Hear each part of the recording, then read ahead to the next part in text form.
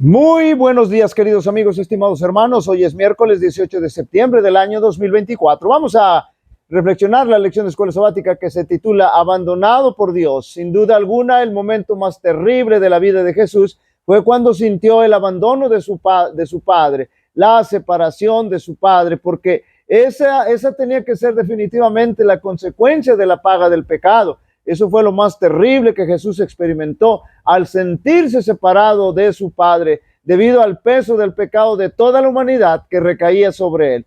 Y es muy significativo que a la hora del día en que el sol está en su máximo esplendor, hubo densas tinieblas de ese día, que Jesús pendía de la cruz desde las 12 del día o del mediodía y hasta la hora novena, es decir, las 15 horas o las 3 de la tarde. Todo se mantuvo terriblemente oscuro porque el cielo velaba su rostro para no contemplar el angustioso sufrimiento de Jesús. Noten lo que dice Salmo 22:1. Ya estaba profetizado y muchas otras profecías que hemos mencionado de Cristo, del Mesías. Dios mío, ¿por qué me has desamparado? ¿Por qué estás tan lejos de mi salvación y de las palabras de mi clamor?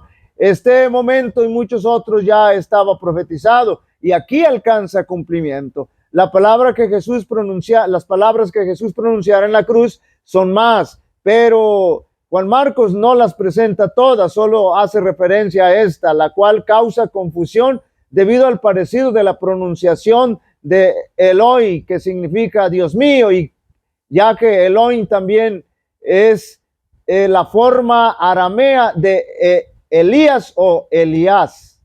Jesús fue bautizado no porque necesitara el bautismo, porque no tenía pecado, ni tampoco, nunca pecó, sino para darnos ejemplo. Así es como Jesús inicia su ministerio a favor de la humanidad perdida, para que un día pudieran aceptar a Jesús como su Salvador personal para perdón de los pecados. Es por ello que Jesús fue nuestro sustituto y ocupó nuestro lugar en la cruz del Calvario. Porque recuerden que la ley ceremonial surgió debido a que el pecado entró, y entonces el corderito que exigía la ley ceremonial para el sacrificio era un tipo de Jesús, señalaba, simbolizaba a Jesús y anunciaba que un día vendría a morir en la cruz del Calvario. Así que cuando Jesús muere en la cruz, el tipo, que es el cordero, el animalito, se encuentra con el antitipo, es decir, con Jesús, y allí haya cumplimiento esa ley ceremonial.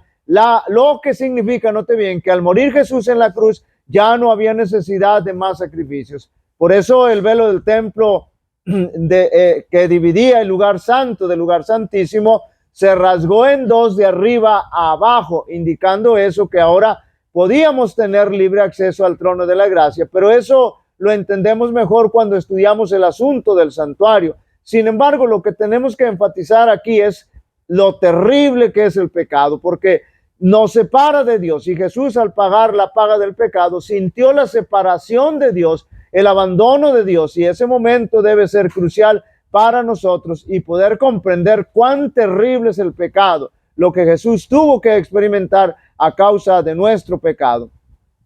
Cada espasmo soportado por el Hijo de Dios en la cruz, las gotas de sangre que fluyeron de su frente, sus manos y sus pies, y sus convulsiones de agonía que sacudieron su cuerpo, y la ineludible angustia que llenó su alma cuando su padre ocultó, note bien, su rostro de él, hablan al hombre diciéndole: por amor a ti, por amor a ti, el Hijo de Dios consintió en permitir que estos terribles crímenes fueran depositados sobre él. Por ti saqueó los dominios de la muerte y abrió las puertas del paraíso y la vida inmortal. El que calmó las airadas olas por medio de su palabra y caminó por las ondas coronadas de espuma, que hizo temblar a los demonios y logró que huyera la enfermedad al toque de su mano. El que resucitó muertos y abrió los ojos de los ciegos, se ofreció en la cruz como el único sacrificio en lugar del hombre. Él, el portador del pecado, soportó el castigo legal que merecía la iniquidad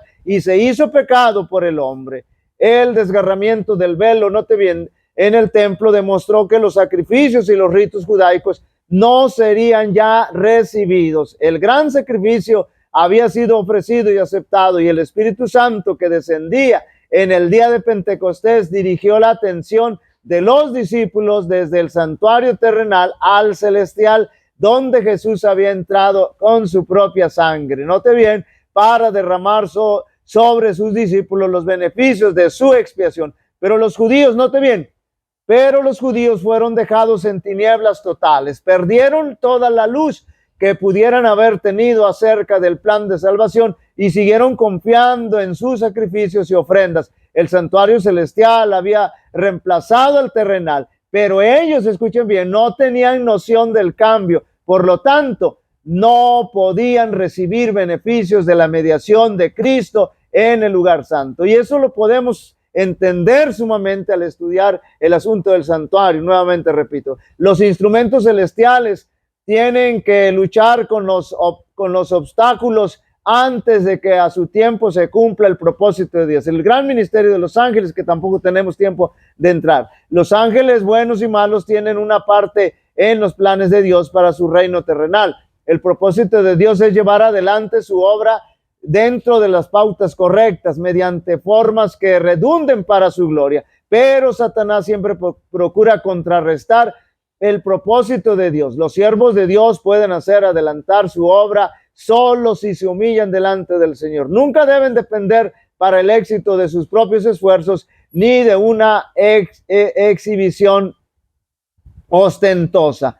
Cuando como pueblo no comprendemos como debiéramos, no comprendemos, como debiéramos, el gran conflicto que se libra entre seres invisibles, la lucha entre ángeles leales y desleales. Nuestra única seguridad es la palabra escrita. Debemos orar como lo hizo Daniel para que seamos guardados de los seres celestiales, por los seres celestiales. El ministerio de los ángeles está otra vez. Los ángeles, como espíritus ministradores, son enviados para servir a los que serán los herederos de la salvación. Note bien, orad, mis hermanos, orad como nunca habéis orado antes. No estamos preparados para la vida, preparados para la venida del Señor. Así que necesitamos hacer una obra consumada para la eternidad. Queridos amigos y hermanos, nuestro Señor Jesucristo experimentó la separación de Dios como resultado de haber pagado la paga del pecado. Pero como Jesús no tenía pecado y tampoco lo cometió, note bien, pudo vencer la segunda muerte, que es la paga del pecado, y al pecado para bendición de todo aquel que lo reconozca y acepte como Salvador personal y se deje dirigir, escuche bien, por el Espíritu Santo para vivir de acuerdo a su voluntad expresa en su palabra. Nada de que ya Jesús lo hizo todo y yo no tengo que hacer nada, nada de que ya no tengo que guardar la ley porque Jesús ya la clavó en la cruz. No, eso no. Tiene que vivir de acuerdo a la voluntad de Dios expresa en su palabra en la Biblia, siendo dirigido por el poder del Espíritu Santo. Jehová te bendiga y te guarde. Jehová haga resplandecer su rostro sobre ti y tenga de ti misericordia. Jehová alce sobre ti su rostro y te dé paz. Y pondrán mi nombre sobre los israelitas y yo los bendeciré. Dios bendiga a cada uno de vosotros.